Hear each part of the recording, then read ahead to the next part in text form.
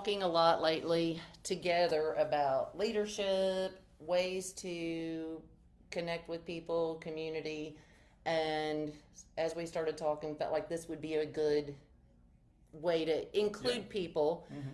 We are doing this live this time, but we'll probably do pre-recorded going forward, especially with this. You'd think I know how to do live, but evidently I have forgotten. It's been a while. But anyway, I wanted to give us, just kind of introduce ourselves. So, Shawn, tell us a little bit about you. Well, thanks. Yeah. So my name is Shawn Dawley. I am a leadership educator and keynote speaker. I came out of the corporate world relatively recently, where I was an executive, first at a Fortune 100 company, then for a nationwide firm. But for 25 years prior to that, I was in the Air Force primarily as a pilot and as a commander. So I had decades of opportunity to make a bunch of mistakes, learn some lessons, and now I'm taking some time to maybe share some of that with people that are willing to listen. Well, they say what good decisions come out of experience, and experience comes from bad decisions and mistakes. I'm equipped to make a lot of good decisions going yes, forward. Right. Put it that way.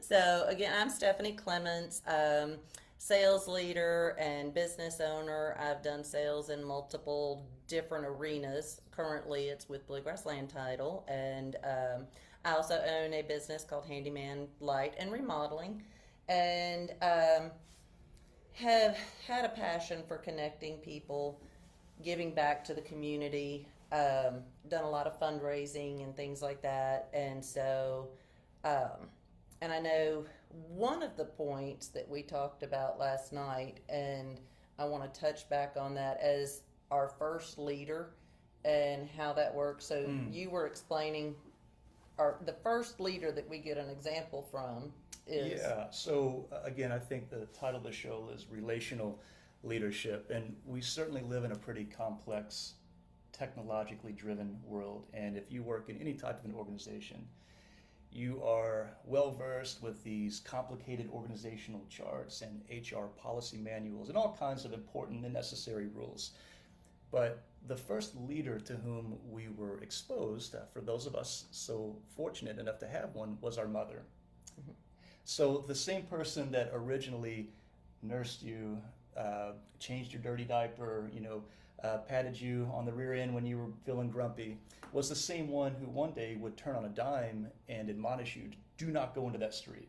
You might not understand why you couldn't play in the middle of a busy road, but her as your leader, she had a lane with you where she could both nurture and discipline you, and you accepted it.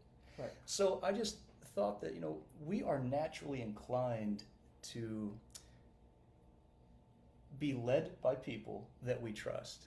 People that have your best interest, have the ability to put you in check when it is for your own good. And so my approach to leadership is that while we would never interact with coworkers as if they're like parent-children dynamics going on, there is something primal about that willingness to be led by people with whom you've developed that lane of trust. Well, and when you had shared about the mother being the first one, I related it because I've always heard, great leaders create great leaders. They're not threatened by them being a leader. They want to build them up to be able to handle things on their own. Right. So it's the perfect example of a mother because she doesn't want you living in her basement for the rest of your life. She really does want you to learn how to be independent. Yeah. So that's the exact same thing that a leader should be doing within their organization. And a leader doesn't mean your management. Not all always. The time. So, not always. Leaders can be anywhere in the organization, and people need, I think they're just naturally drawn to those people because then, they know what's going on. They know, and they can set a tone among their coworkers, among an organization, among, whether you're on a baseball team, there's usually one of the guys out there that tends to set the tone of the team. That's right. That doesn't mean it, but you've got the coach who's the official leader. That's right. So, and that's a great parallel because we are, after we leave the house, where there are titles, Yes. Right? Mom, son, brother, sister. Even in a household, there are titles. But we typically begin to associate leadership with title. The boss, the supervisor, the chief, Right. the captain, the coach, and so on. But we all know, and we've had experience with opportunities and occasions whereby the person who has the biggest impact on the culture, the vibe, the general feeling in the organization doesn't necessarily have the corner office or the title to go along with that. Right. And so we have to be careful that as we go up the managerial ranks, that we do not begin to rely solely on the official authority commensurate with that title. So, as a manager in a modern, corporate workplace, you do have, some formal authority. You sign people's time cards, right? But if your only means of influencing or trying to inspire people is solely contingent upon formal authority, in the long run, people will kind of sniff that out and you'll lose some of that credibility with them. So keep going. I just am. All right. So Wait a minute, while maybe you're we're going not. through another technical issue, thank goodness we've got Stephanie. One thing we have in common is that she has tens and tens of thousands of social media followers. I have tens of social media followers, and that's about where the parallels stopped. So I think I had MySpace for about 2 weeks 15 years ago. Other than that, I'm a social media novice. So Stephanie's the one here that's going Well, to you carry were the in it load for before us. me. Then I never had a MySpace, so you actually jumped in before I did. Well, I so. needed some platform to cyber stalk my teenage daughter at Yes, the time. yes. Right? So- I actually used key software that I just went into theirs. So they now know, I guess, because they didn't know about that. Maybe Yeah, right. Well, like in the intelligence community, we always talk about you never disclose sources and methods. So you got to be Right. careful. When you're able to crawl through cyberspace and get some intel on your kid, you got to be strategic about. Right. If I exercise it, they're going to know. So how do I strategically employ this? No, so Yeah. the parallels between black ops and parenting are phenomenal. No doubt, no doubt. Even when my son went into the Air Force, he was given the opportunity during basic training to be his squad leader. Okay. And when he would get a chance, once a week to call, and he would be like, "Oh my gosh, these are like kids, and they don't want to have to get onto them because the bed's not made just right or whatever." Because he's the one that would get a try, and I'm just like, "Huh." Yeah. You're right back into it. Sure, I don't know sure. anything. I don't know anything about that. Yeah, well, that's when in that example where he was plucked from the herd and Yeah. then put kind of artificially into a position of leadership over his peers. Right. That can be some of the most challenging leadership, right? It's one thing when you are older, wiser, more educated, more experienced to be in a leadership position. It's a different ballgame when you're trying to lead people that are more or less You're saying. right, Yeah. or in some cases maybe even senior to you. Right. And that, I think, pulls the curtain back on unavoidable principle that sometimes the price of leadership can be loneliness, Yeah. where suddenly you can't be one of the guys or gals. You got to get ostracized from the herd a little bit. So that's a great experience for your son. So when we talk about community, Louisville has their biggest 2 weeks coming up here starts in about 10 days. Mhm. So Thunder Over Louisville is our local kickoff for that. And you have been the voice, one of the voices. Yeah, a voice. For Thunder Over Louisville now for how long? I just got pulled out of retirement last year Okay. after a pretty lengthy hiatus. So once upon a time, 20-something-year-old Shawn was an Air Force aviator, and I flew in Thunder. Okay. And then for a while, I was involved along with a small army of people. It takes a lot of folks to make Thunder of Louisville come together, right? And while it's 10 days away, the planning for it started the day after Thunder Last year, right? But I helped organize the military air show, and because of that, when they needed somebody to get on the radio or go in front of a TV camera, I kind of metaphorically knew where all the bodies were buried, right? So I had Right. some of that inside intel. And so I was asked to do that, and I did that for quite a few years. It was really fun. Yeah. But, I kind of moved on to do different things, and then last year I was really honored that they had asked me to come back and start narrating, which, again, was a special year because it was the first Thunder since 2019. Right, right. And it also happened to be the 75th anniversary of the Air Force. Okay. And the first Thunder I flew in was the 50th, which makes me think, really? Been there 25 that years? long? That long, yeah. Time needs to slow down a little bit as I'm getting older. Right. No, I definitely, I do that even just thinking how are my kids the age that they are? Right. Yeah. But I mean, they've just about caught up to me. So, I don't know how that happened, but we're about the same age now. So that's a great way to be in front of the community and get involved and. It is, and obviously when you host outside community events, starting with Thunder, ending with the Derby, you're always going to be at the whims of the weather. But I think most people, whether they are directly participating in all of those Derby Festival events, Mm-hmm. or they're just getting together in the backyard to grill out, this is a great time of the year in Kentuckiana. But that's what I have going on. That's what's coming up for me. But how about you? What's on your horizon? Well, so, I always try to, again, bring people together. So I do have networking this week. So Thursday night, we're going to be doing the networking at Blind Squirrel. I am going to probably come up with I'd always try to come up with a game, but I think I'm going to do a Derby themed game this time. So, and that forces everybody to kind of get together and talk and meet people instead of just standing in one place with people they know. Yeah, that's me. All the time. So, and that's what I found when I first started networking. I would go in, and of course, I'm looking for somebody friendly, but then it got to the point it was so easy. If you saw somebody else you knew, it was just like, okay, let me go to them. Yeah. But the point of it should be, yes, reconnect with people that you know, but expanding your network and getting to know people that you haven't met. So, so try to do those games to get you to talk to sometimes some other people. Some degree of forced interaction helps people like me because I'm cut from similar cloth, and people are surprised when your profession is a keynote speaker and people are accustomed to seeing you in front of a crowded room. They maybe assume, oh, well, he must be an extrovert. And I couldn't be any further from that. So I've got to do a lot more networking than I ever did previously. And I had to remind myself that it's called network. Like I had to approach, okay, you know what? Maybe I'm not supposed to have a lot of fun, the way I would define fun. Right.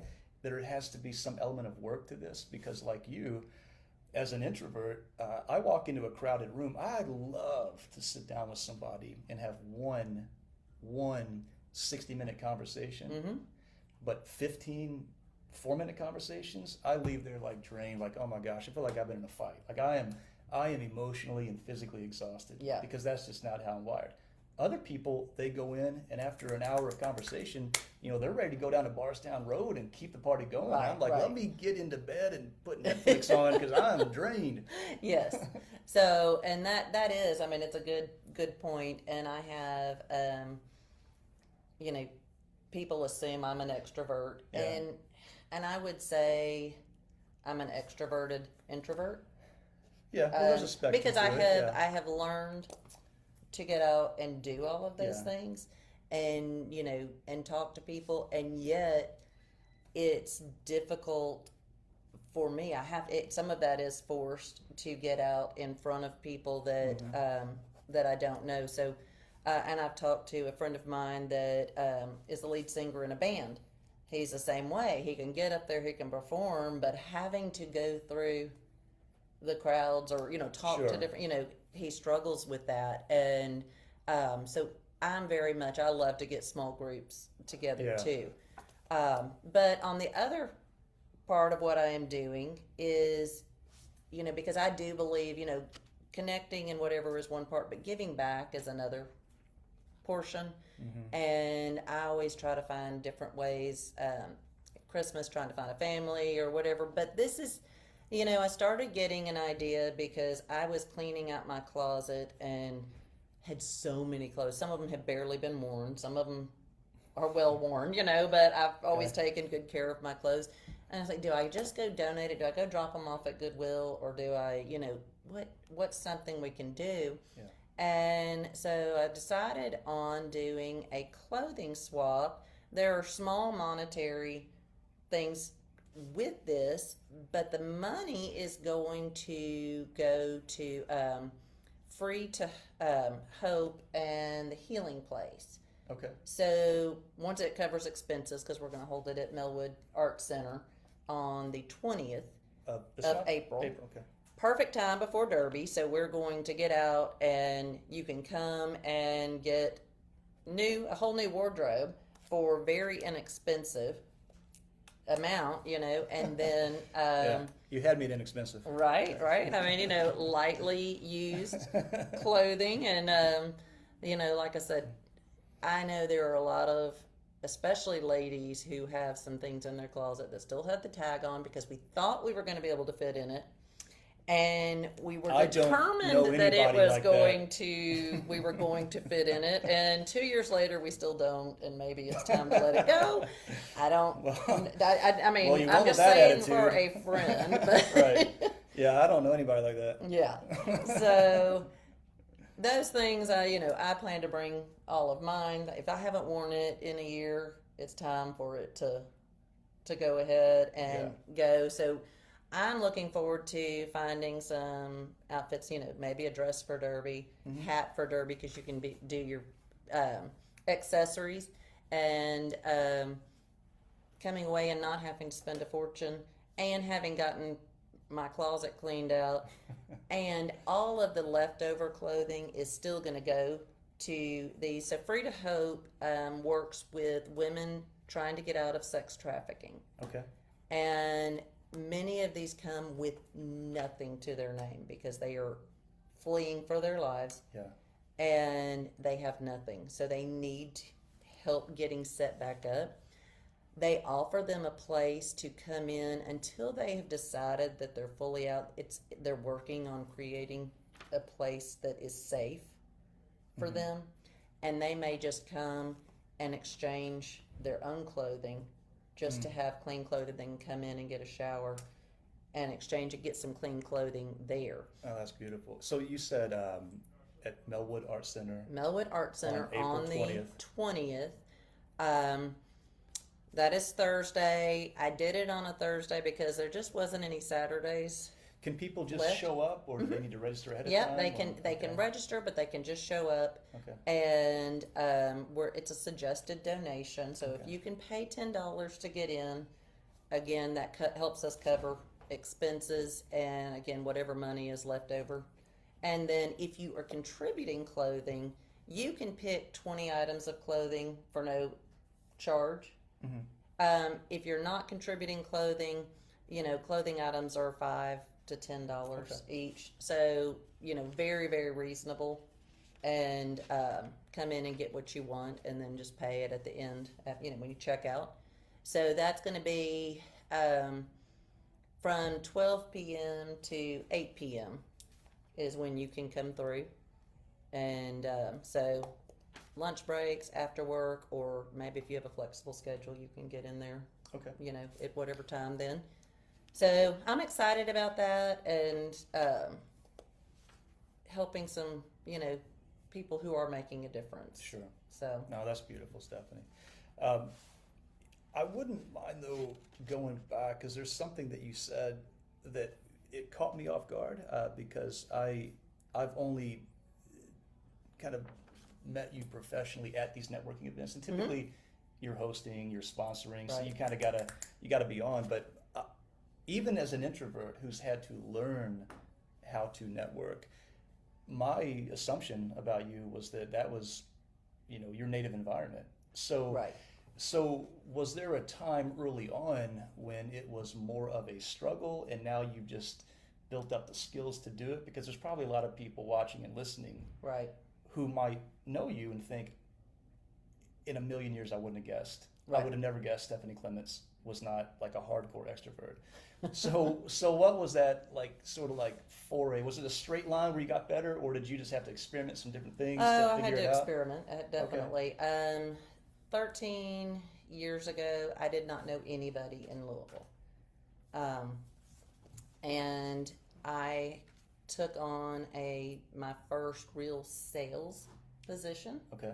And, before that, I had been in a place where people more came to me, so I didn't have to go search Okay. for my clients. And I didn't know anybody in Louisville, so there wasn't a single warm call for me to make. And so I started thinking, how do I do that? And I would go, I'd look up these networking events, and I'm going and I'm calling on businesses. And even just to call on businesses, I may sit in my car half an hour to talk myself into walking in. Yeah. And so you got your hype music playing like an MMA fighter something, coming out of the tunnel, right? Or I may just be sitting there with nothing and just like, oh, you could do this, please, Yes. And then walk in and go, please don't be mean to me, Yeah.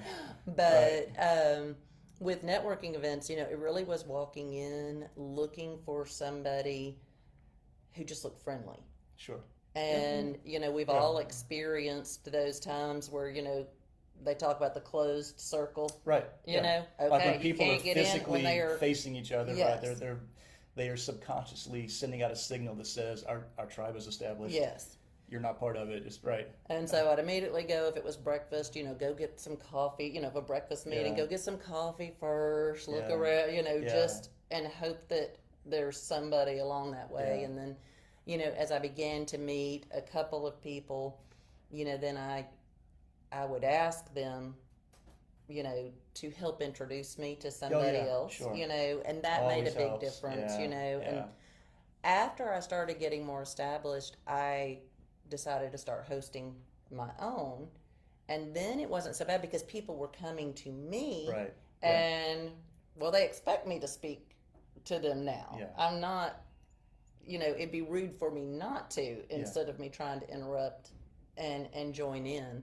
So, even now, if I go into a place, an area where I don't know people, it's still intimidating. Yeah. I get it. I have to really think and go, oh yeah, I haven't had to do this in a while because I do know a lot of people. Yeah. But it still can be intimidating. Yeah, that's so. In whatever meager insights about leadership I've picked up along the way with this specific phenomenon, on that scale of introversion to extroversion, that is a personality disposition. Right. And you've got kids, as do I. Typically, by the time a human being is about 18 months old, you can kind of get a pretty good bead on their personality. Mm-hmm. This is the high maintenance kid, this is the risk taking kid, and so on and so on. So what I figured out about me, and it sounds like you've had a similar journey, is that by nature I am inclined towards introversion, whereas networking is a skill. Right. So I may be predisposed by nature to want to go into the corner, wall myself off with safety, scan the room, and then only interact with people that look friendly and inviting and approachable. Whereas, though that is a fixed nature, the skill is like any other skill you can develop, right? Yeah.